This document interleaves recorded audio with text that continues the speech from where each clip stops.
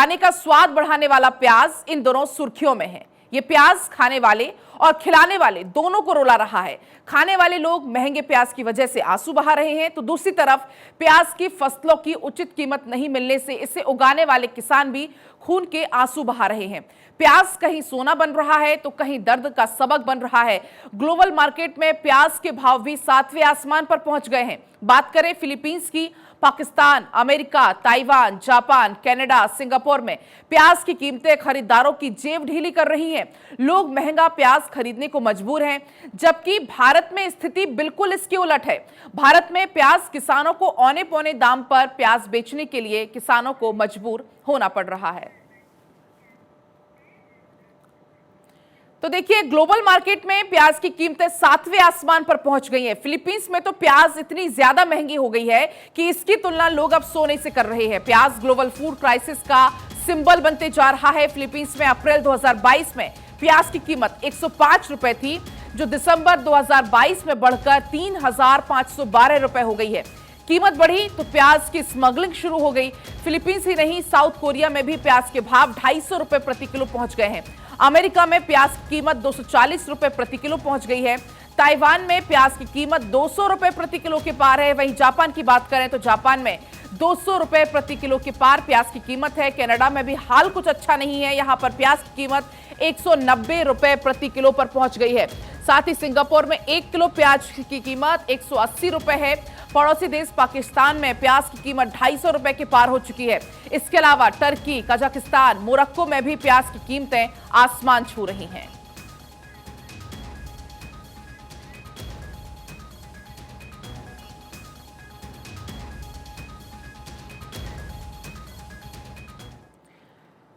Natural calamities, global food crisis, रूस और Ukraine वार जैसे कई कारणों के कारण प्याज की कीमतें ग्लोबल में बढ़ोतरी कर रही हैं। पाकिस्तान में बाढ़, यूरोपीय देशों में सूखे के कारण प्याज की फसल प्रभावित हुई है और इसके कारण इसकी कीमतों में तेजी से इजाफा हुआ है।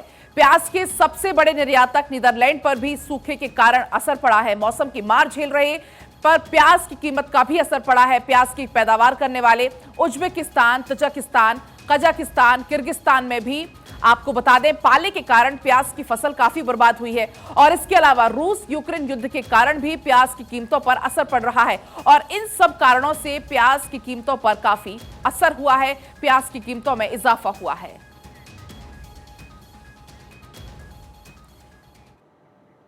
तो देखिए, जहां दुनिया भर में देशों में आपको बता दें, आप प्याज की कीमतें आसमान छू रही हैं, वहीं भारत में हाल बिल्कुल उल्टा है। भारत के कई राज्यों में किसान 1 से 2 रुपए प्रति किलो में प्याज बेचने को मजबूर हैं और यहां पर प्याज को कोई पूछने वाला नहीं है।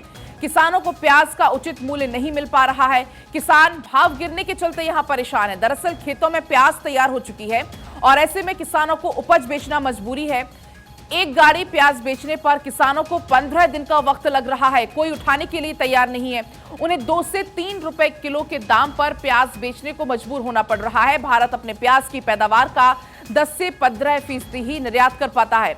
महाराष्ट्र, कर्नाटक, गुजरात सबसे ज्यादा प्याज पैदावार करता है और भारत में इस साल प्याज की अच्छी फसल हुई है। महाराष्ट्र के प्याज की गुजरात, आंध्र प्रदेश, तमिलनाडु में बड़े पैमाने पर बिक्री होती है, लेकिन इस बार इन सभी राज्यों में प्याज की अच्छी फसल हुई है, जिसके कारण प्याज की कीमतें गिर रही हैं।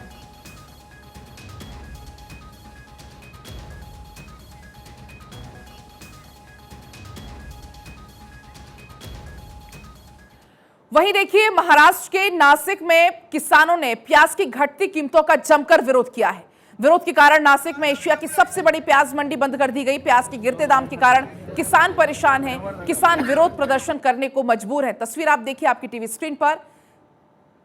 यहां पर प्याज की गिरती कीमतों से किसान परेशान हैं।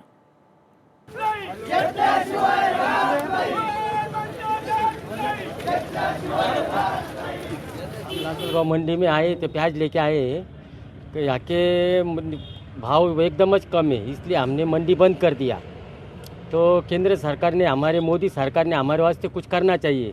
1 लाख रुपए का जो कम से कम खर्चा आता है पिकाने के लिए और ये भाव ठीक तरह से नहीं मिल रहा है, इसलिए हमने लासलगांव मंडी बंद कर दिया है। हम सब शेतकरी मिल के हमने निलाव बंद कर दिया है आज। हम नासिक के कांदा वाले शेतकरी है, क्योंकि इधर भाव नहीं मिल रहा है, इसकी वजह से हमने लिलाव बंद कर डाले। सरकार को एक ही विनती है कि किसानों पर ध्यान दे। तो आपने देखा किस तरीके से किसान प्याज की गिरती कीमतों के चलते एक तरफ परेशान है, दूसरी तरफ महंगाई को लेकर किसान परेशान है। चलिए अब सीधा रुक करूंगी, ज्यादा जानकारी के लिए न्यूज रूम से सहयोगी करुण जुड़ चुके हैं। करुण, हमने दोनों ही तस्वीर दिखाई, एक तरफ प्याज की महंगाई के चलते लोग रो रहे हैं, दूसरी तरफ किसान जो प्याज के कम दामों को लेकर उनको प्याज का दाम तक सही नहीं मिल रहा। दोनों ही तस्वीर अपने आप में क्या कुछ बयां कर रही हैं?